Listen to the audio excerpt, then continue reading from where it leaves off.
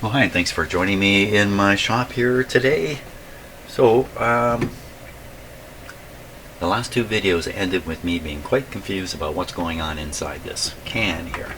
And I don't think I'm confused anymore. After doing a little more research and a few emails back and forth, I'm pretty sure I got the story. So let's start with this. That comes off. That's part of the confusion.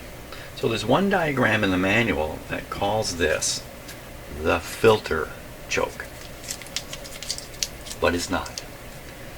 The choke coil in the power supply is this guy down here. In here is nothing but 3 capacitors. Look at the size of this thing. Holy smokes. Of course, it's full of tarry compound. Trying to go in here and get at the capacitors. No, that's not happening. There's no reason to do that. So we already know that one of the capacitors failed inside this box, and a previous repairer determined that and installed a alternate capacitor right here. Here it is. Confusing thing is this is a very large capacitor replacing a fairly small 6. So this is a 20 microfarad replacing what I think is a 6. I also did some tests here to try to determine the condition of the remaining capacitors inside here. Those tests were pretty bogus. I didn't really get a good feeling off that at all. So today, what I'm going to do is I'm going to be installing new capacitors. I'm going to eliminate these from the radio. The can will still be sitting here and will look normal, but there'll just be some alternate capacitors installed down here. And before doing that, I'm going to lift these wires off the terminals. And then we're going to test this capacitor a little more thoroughly and just see what condition it's in. But in any case, I'm going to replace. I'm going to put replacements in here. Shockingly small replacements for this gigantic, huge box. I mean, that's the biggest box on there. Man alive. So that's the story. Let's get at it then. We already know that this measures as a short. That's number 3. If I nip these wires, are they going to wander around and I'm going to be confused later? And the short answer is yes. We'll do these one at a time, maybe. This is really the terminal I need to be a little cautious about disconnecting everything from, because it's all hooked up here. Once the others are disconnected, leaving this connected, I don't think it matters much. Let's see. We'll start with this guy. He's off. So these wires have a little bit of flexibility left in them. Shall we measure that? Now I have a couple of alternate ways of measuring it. The easiest thing I can do, the easiest quick thing I can do, I always like easy and quick, so okay, so that's where that comes from. This little white little white door on my bench for a while. I didn't know where it had come from. Now I know. Okay. Let's carry on though. I'm a little confused. Let this finish. There we go. The ground to the capacitor. These are not the best clips for this.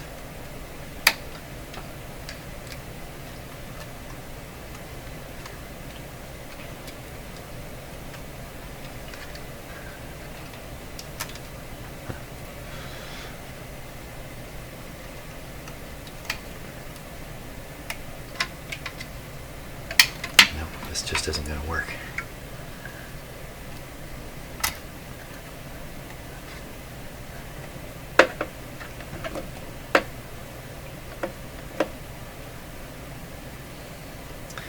So this is claiming this is a 2 microfarad. The V loss 13%, that doesn't sound very good, and the effective series resistance 7.2 ohms. So effective series resistance. Well, I don't think that's very good. We can do the next one here.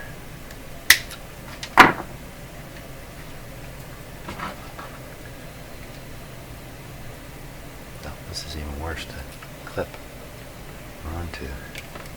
There.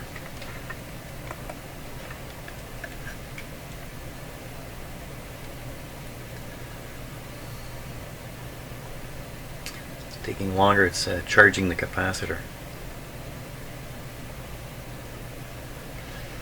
So this one, it says, is 46 picofarads, and the V loss is 0. So there's a bit of a suggestion here: either I didn't make a contact, which is not very likely, or that this capacitor is pooched inside there completely.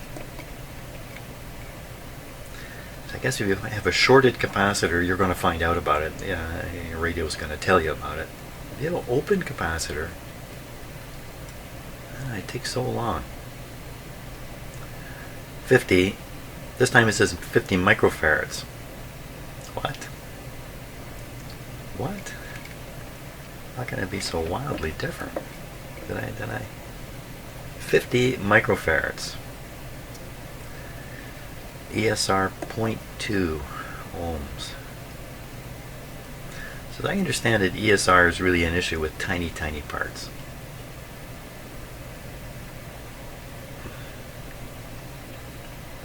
$50 microfarads again.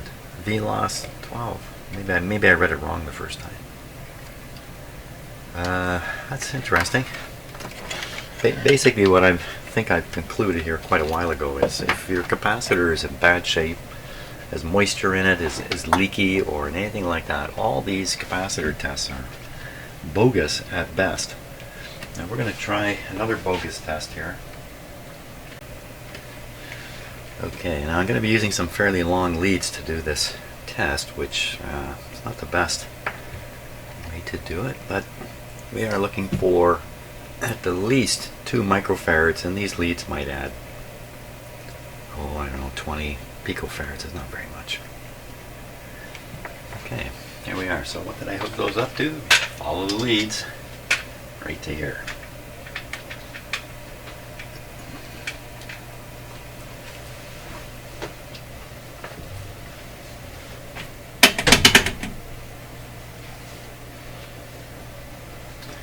First thing we will do is we'll put some voltage, DC voltage, onto the capacitor, and then this thing will indicate if there's a significant leakage problem or not. And the way it'll do that is it'll show it on this magic eye here, which was just a little more visible. I guess you can kind of see that there's a shadow opening at the bottom here. See if I can just make this work a little bit better. Maybe like that. Okay, so the expectation is eye closes and pops open, just like you see it now. Just like it did. Okay, we're going to put a little more voltage on it, 150 volts. Same thing.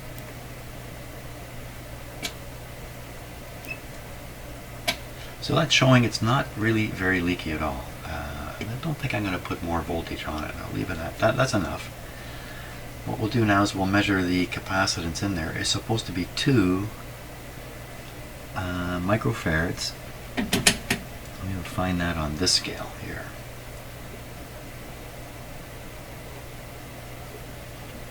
Now there is something happening on the eye, but the camera just can't pick it up. It's not opening, but it has a kind of a flutter right in here. In my experience, that leaky capacitors, even though this one tested pretty good, tend to do this. So the strongest point of this effect, I'm not even sure what they're called, is here.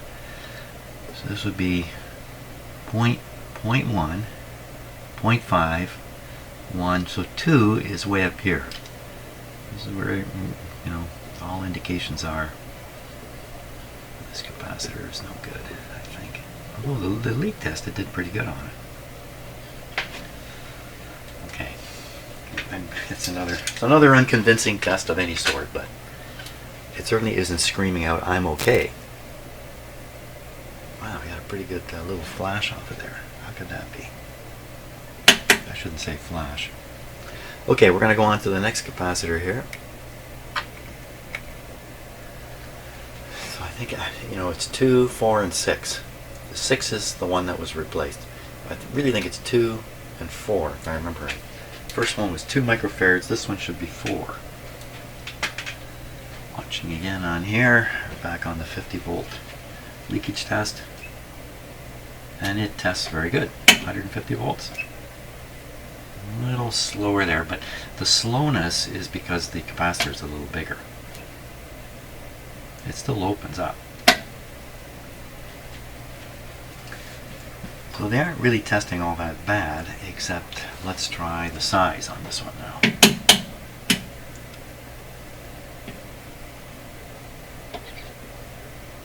So that's where it's popping open right there. Again, you can't see it on camera. It's just popping open a little bit.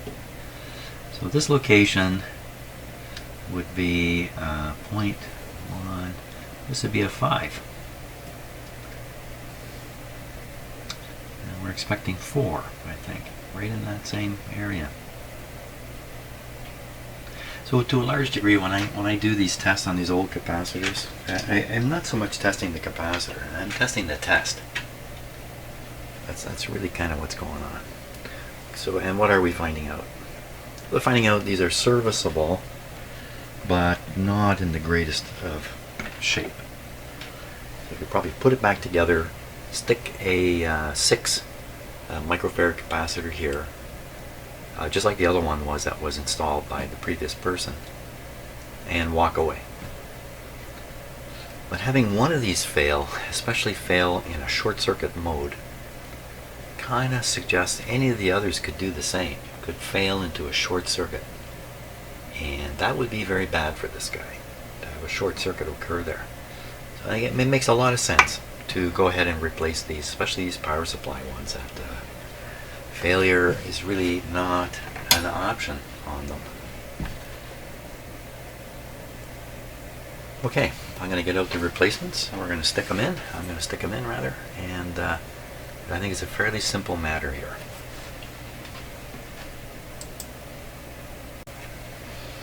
So 2, 4, actually it's a 4.7, and a 6. 6.8, closer to 7, so these are all just a little bigger than 2.2. But I think that would be just fine. Now, isn't that something? Look at that.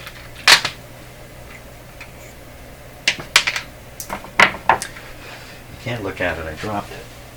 There. Look at this.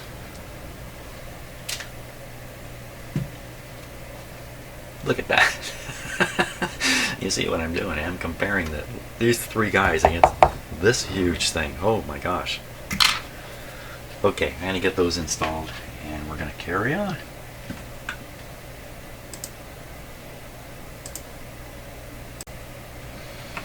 Okay, I've got my 4 capacitors here, just kind of hanging from their negatives right now.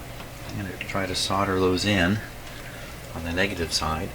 What I've done is I've left a fairly long lead coming out of that negative terminal, if I can call it that. And here.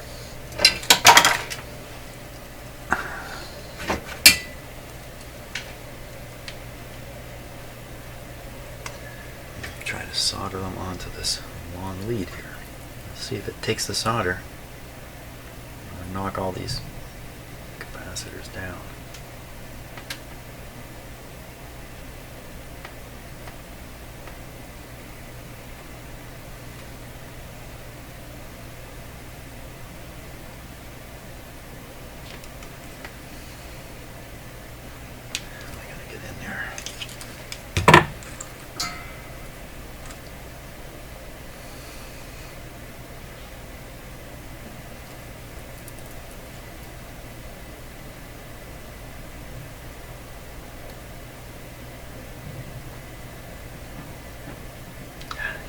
Loose.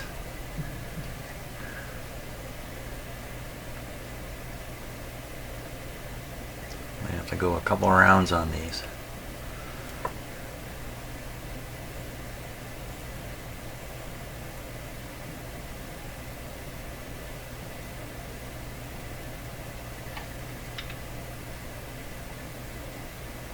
sort of get them tacked on, then I can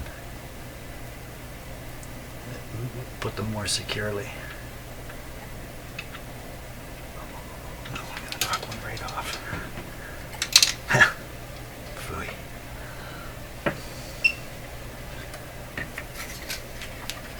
Where'd it go? Oh, for crying out loud.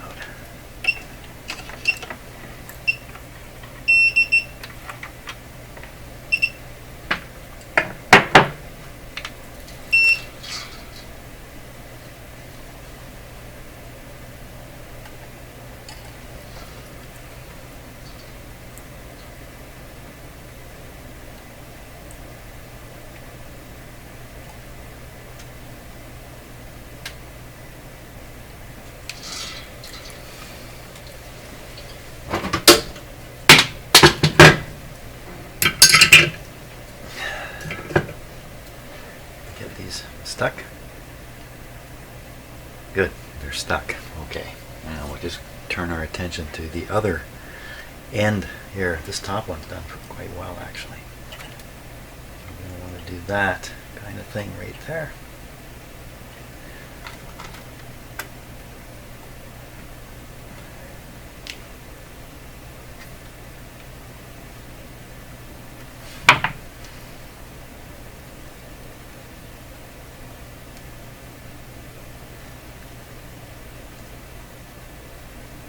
These strings out of the way here.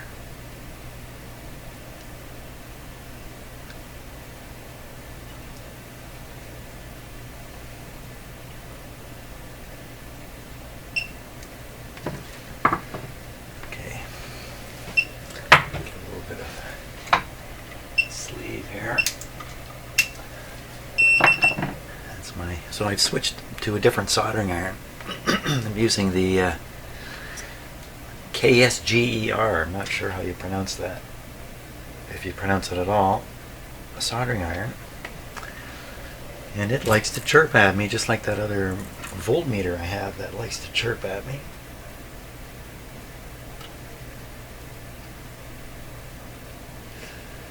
Let's see if we can get this to work here. I don't think so. I don't think that's going to work.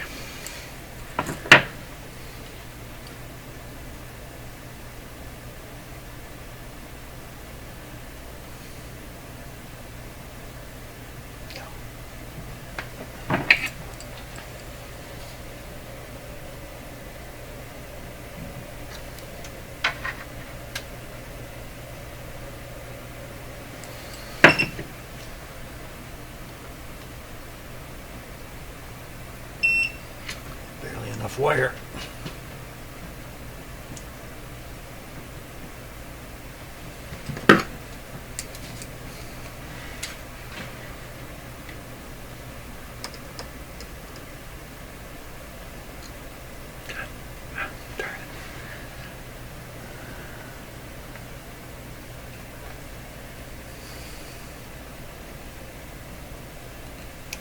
That didn't work. I blew it.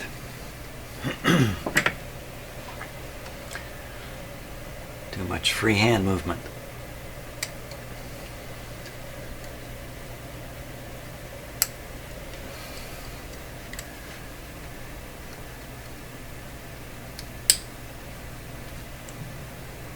Let's do the hooky thing.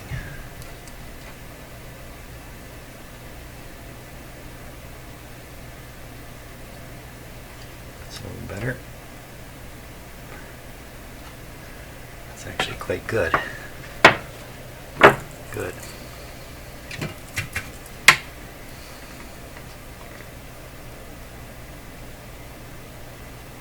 Oh. Okay, just getting used to my new soldering iron here. Got some new tips coming. This one's a little awkward to use.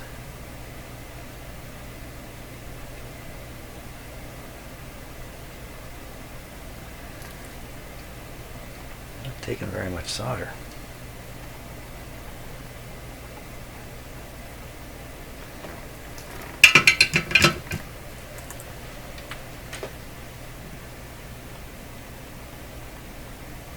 It's definitely okay. Next one, it's going to be a whole bunch of, so let me get this right now. So this is the 6. Now these have just come loose. That's okay. I managed to put them all in with the sizes out of view. At least they're all stuck together. Oh, for crying out loud. Jesus. Sometimes the simplest of stuff. So I'm looking for the 4. Okay, this is the 4. Who's beeping now?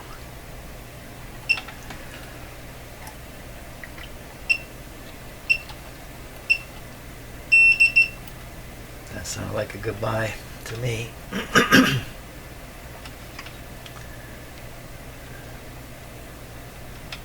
Okay, something ugly like that ought to do it. See, I think I just turned my soldering iron back on. I think that's what just happened there. Let me just double check the focus on the camera. Well, it's good. Okay, for the shark sleeve.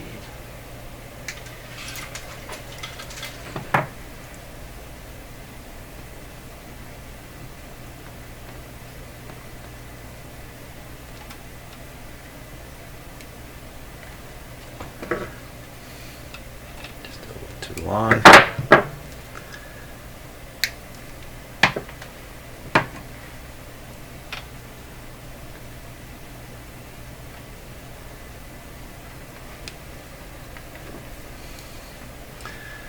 Just go for the hooky thing here.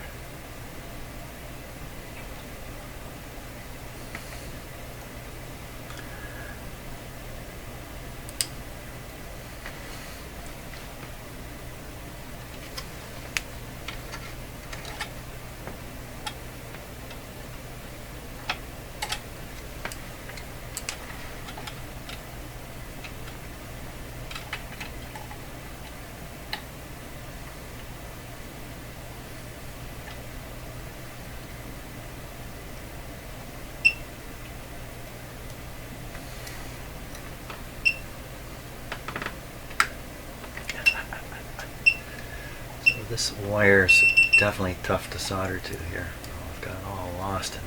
Okay, good.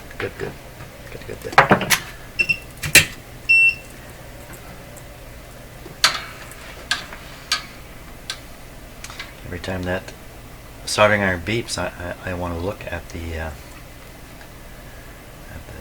controls on it and see, well, why are you beeping? That beeps every 30 seconds. Every 30 seconds I'm looking over at it. This is terrible here. Let me just get a pile of solder going.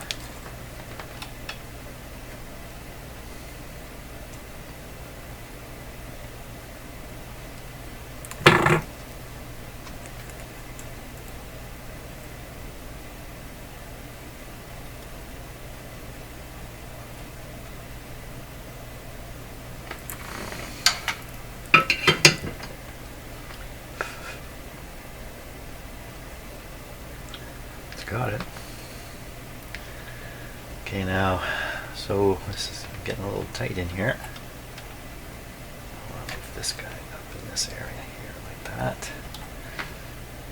This one is heading for this uncut wire, and this other one is heading for this bundle up here, right up in here.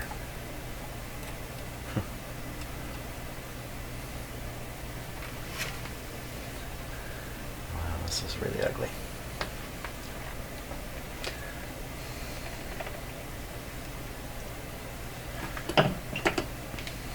Once it's all done, it'll look okay. I'm pretty sure I can make it look okay, but for now.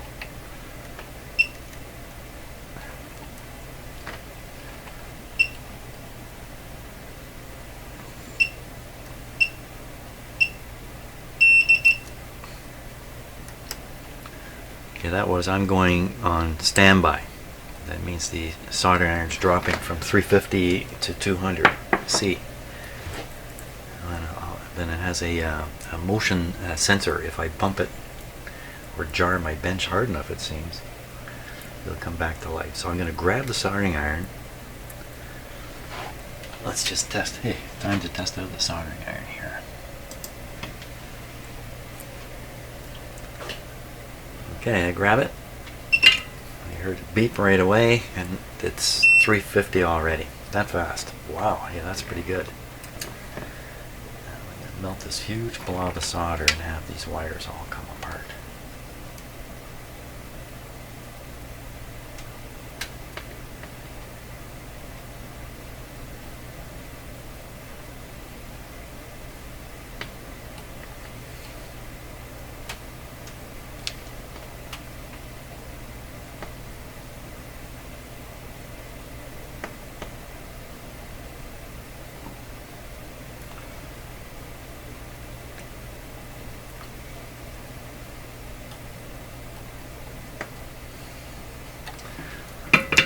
There. So the last one now is onto this wire here. This wire has a lot of spare wire.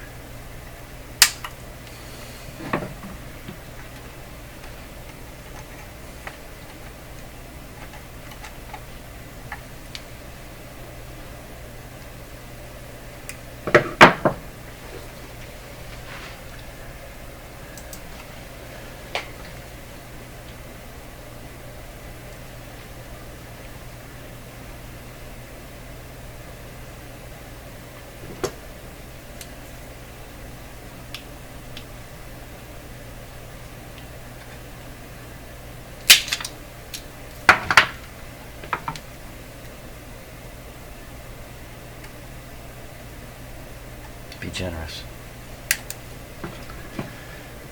I often leave myself in a lurch by cutting too much wire away too soon.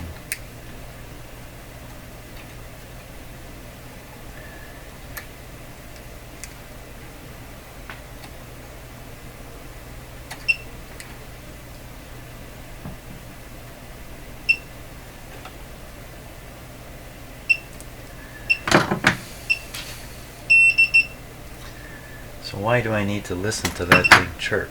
I wonder if it has a see. I wonder if it has a setting on it I can turn off the chirper. I bet you it does.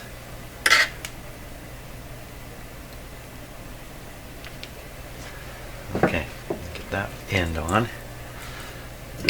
This is often the case when you're soldering stuff like this. You've got to do one end and then do the other and then come back again. So the first end is just to kind of steady things, even though it didn't work very well in this case. Oh my gosh.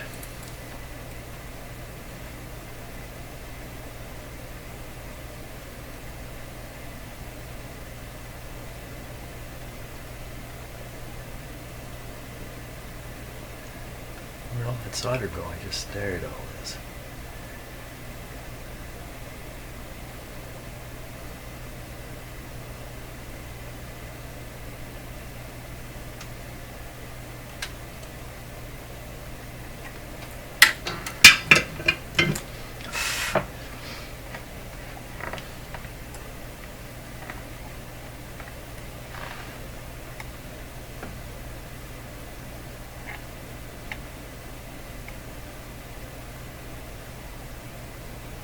That's got it. Okay, now I gotta get this negative side. So I want to kind of position these where nothing bad's going to happen down the road. So down they go. First of all, this is a big problem. It's just sticking right up here, yelling at everybody.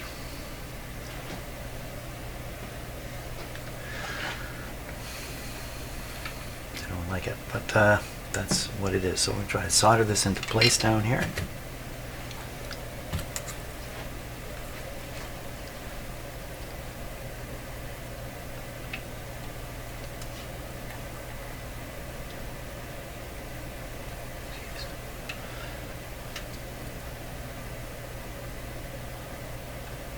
There we go.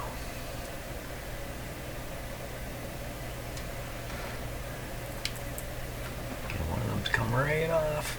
Two of them have come right off. Son of a gun.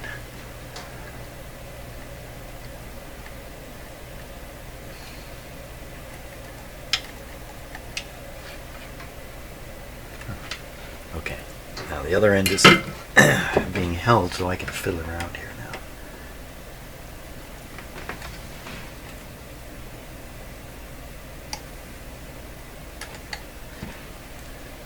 Shorten that up. That'll make this a little more solid.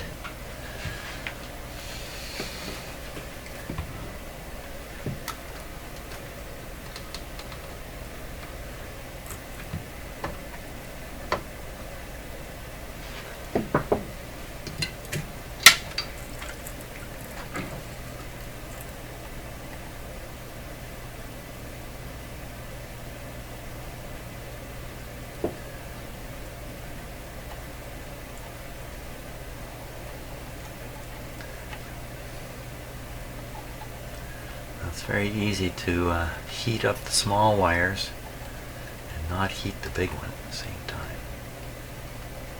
I think I got it though.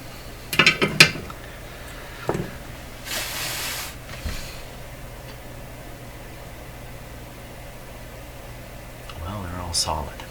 Now, final positioning here. So this guy is going to go down under. He's going to get cooked by the resistor here. Okay, that's good. This guy can go down a little bit too. That's good. This lead here, I could bend this out this way a little bit. This big clunker right up on top.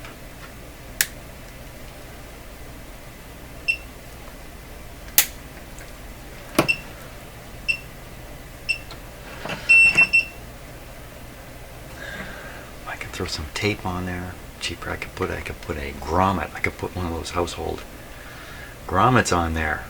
Jeepers creepers. This wire would interfere with that. You know, if I had friction tape, I would use friction tape again because modern electrical tape just doesn't have a life to it. Oh, look at that. It came right apart. Son of a gun.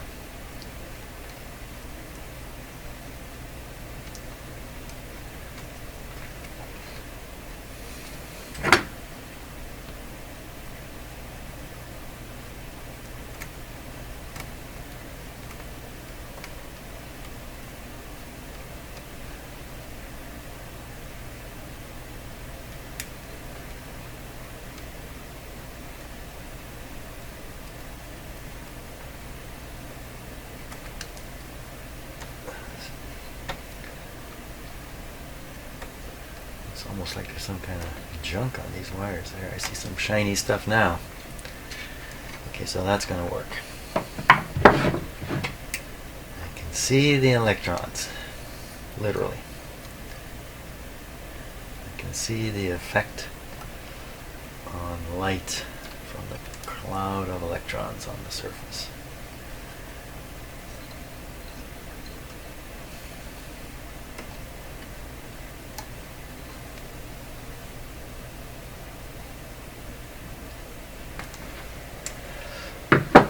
Okay.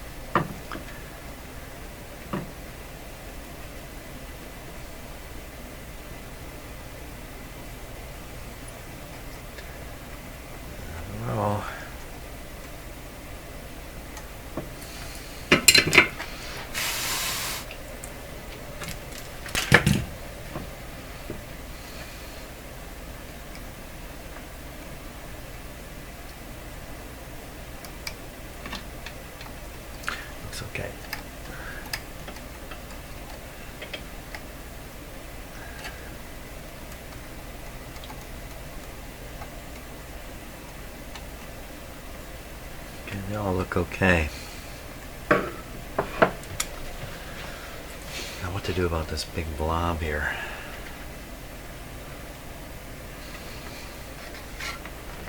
Just leave it like it is.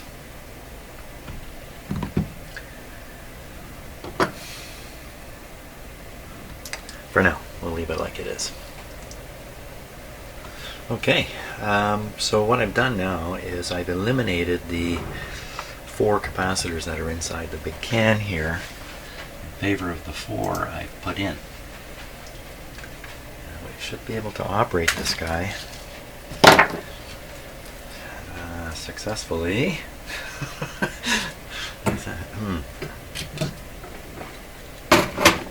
So that's what we're going to do. Oh, I got to get the whole radio back in here and set it up. Okay, we'll do that. Okay, I think we're ready to give the amp a go. These are substantial changes I made putting those capacitors in. A mistake there is very significant, so certainly I wouldn't just plug this in and turn it on. It's going to go through the dim bulbs here. And let's see, this is turned off over here. Got the power hooked up. Everything's ready to go. So the whole deal is what happens to those dim lights. Now they come on pretty bright anyway. So hopefully I can recognize if there's a real problem. I'm going to switch this on before the power's on.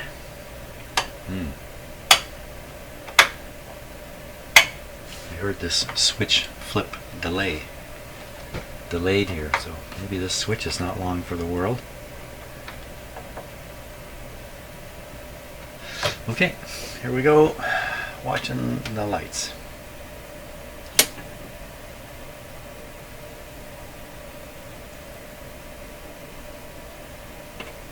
As I have my eye on this meter here, everything's working good.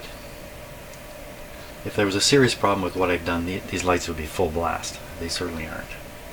And this meter would be up at 100%. It's not. Actually, I think it would be at 0. Really.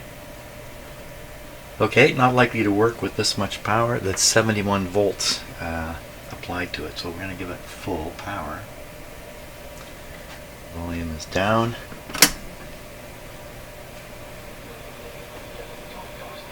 Well, it's already working.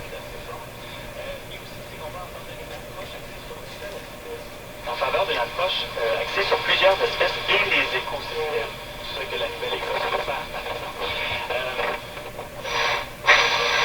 Les communautés peuvent identifier des flux prioritaires pour des interventions dans ces lieux-là qui sont. So there is a buzzy sound in here, like a hum, buzzy hum.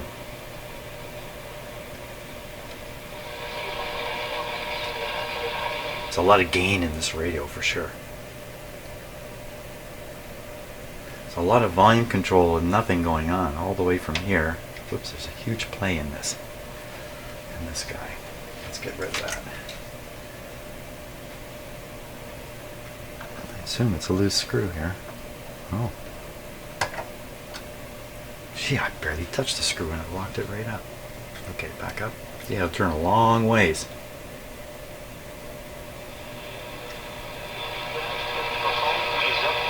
That's full. That doesn't seem to be so good.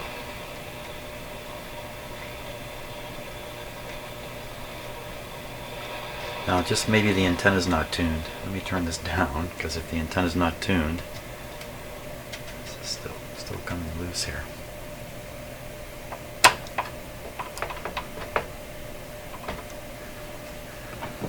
Okay, so we have it turned down but tuned in.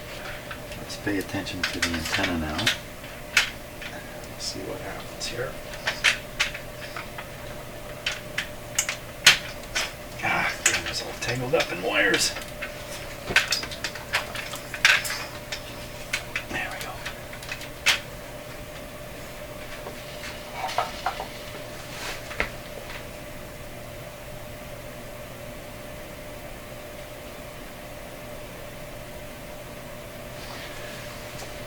Turn it up a bit so we can hear it.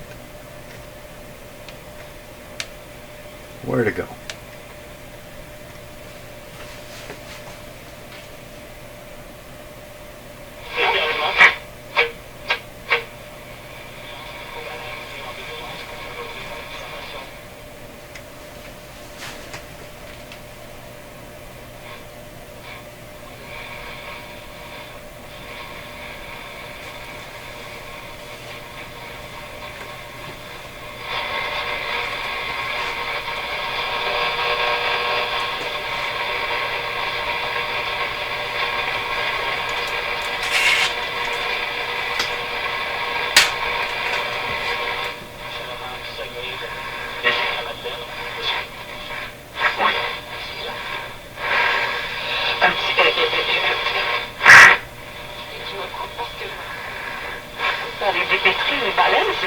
So when I tune this radio in this direction, I get a certain audio level out of it.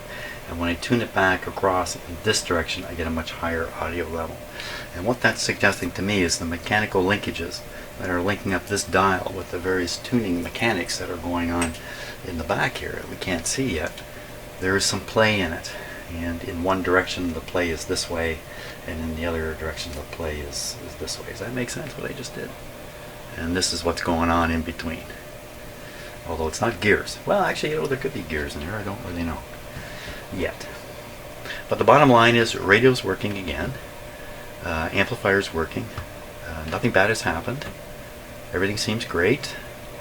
No chance of a failure of the condensers in here anymore. This could have raised the B plus a little. Maybe the bad capacitors here were drawing the B plus down a bit. I'm not so sure that was happening. But one thing that happens when you do fix up a radio is the B plus goes up a little bit as you go. Good. So next thing is now to sort of finish off with the amplifier, and that is to take a bunch of test measurements, make sure grid potentials and all this kind of stuff is in the normal range and everything's working the way it should be at this point. And hopefully we don't have to do anything with any of these. These are all just a little bit of heat showing up here.